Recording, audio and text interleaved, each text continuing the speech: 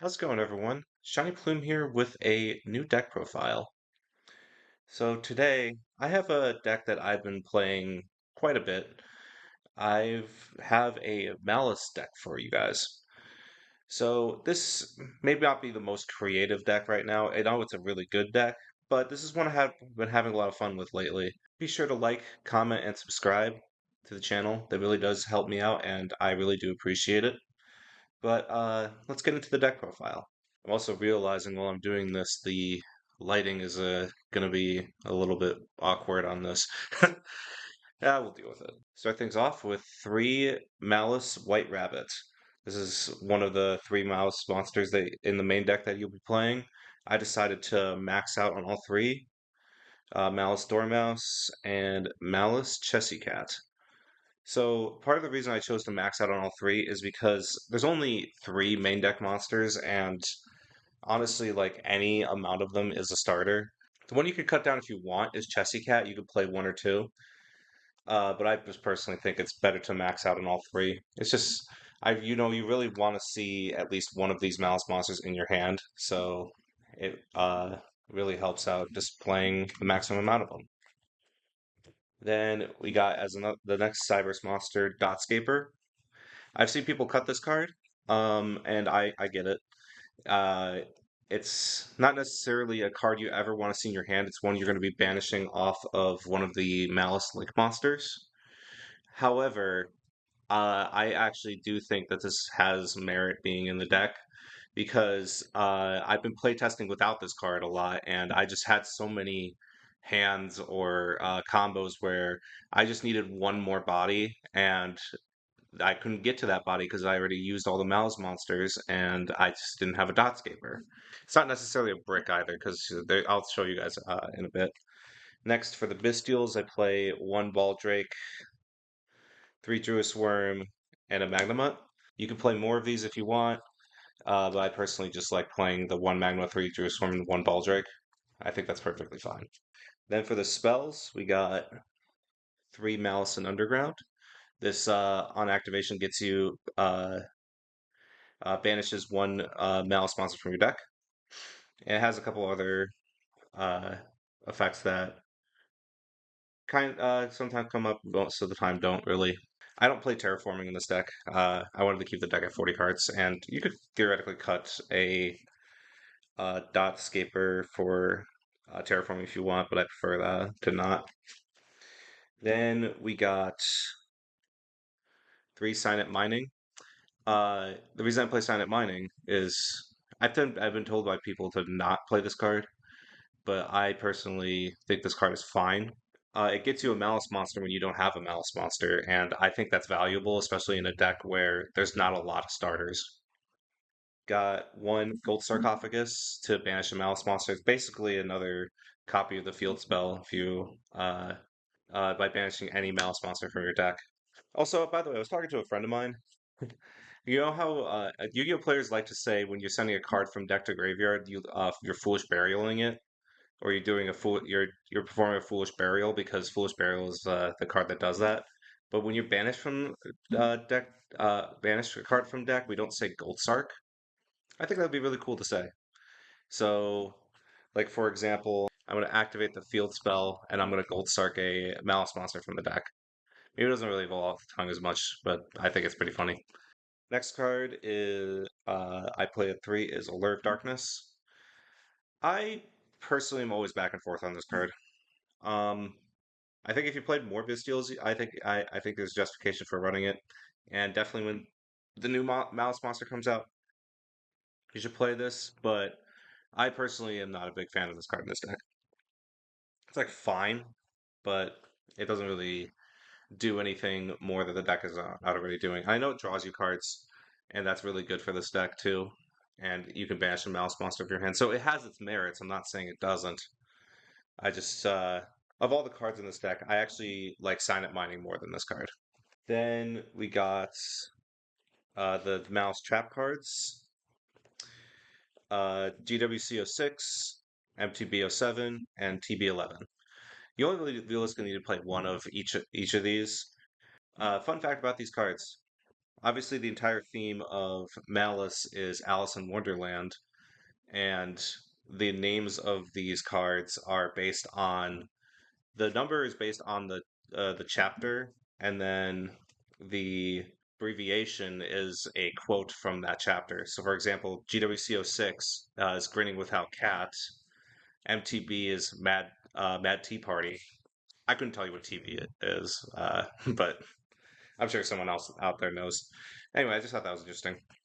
All right, then for the non-engine I played in this deck prides itself on playing quite a bit of non-engine. I'm only playing 12 non-engine, but that's because Bystials can act as both engine and non-engine. So realistically, it's 17 non-engine, but I'm only playing 12 like true non-engine. So it's Imperm, Ghost Ogre, Ghost Bell, and Ash Blossom. I, they're just all really good cards. I don't think I really need to explain further. Now on to the extra deck, and this is where things get uh, really interesting because every single card in this deck is a Link monster. Uh, all the Malice monsters lock you into Links, but they don't necessarily lock you into Cyberse monsters. So for that reason, playing one Link Spider, this is kind of hard to see. I'm playing one Link Spider, and this is in case of a Nibiru. Then we got one Link Decoder. It's good Link one Splash Mage. Honestly, this is the card that is probably the biggest choke point if you end up going into it. Everybody sees it coming a mile away, and it guides to practically any interruption that isn't Ash Blossom. But sometimes it's necessary. One IP Masquerena, one SP Little Knight, pretty standard. Two Link monsters that pretty much every deck plays. One Haggard Lizardos. This is technically the replacement for Splash Mage, because what it does is it banishes a monster from your graveyard for cost, and that's all that matters. Then we got one Nightmare Phoenix.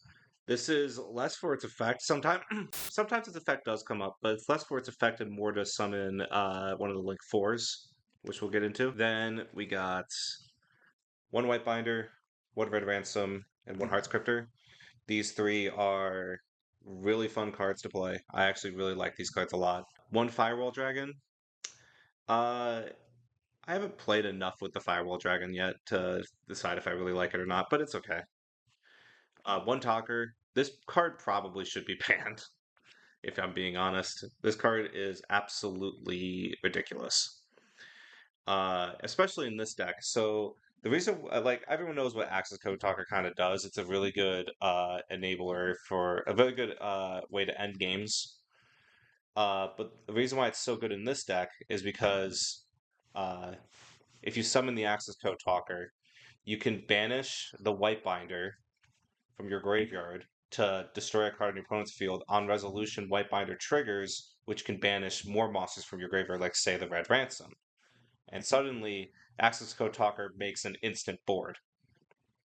So not only is Access Code Talker a game ender, it's also a grind game.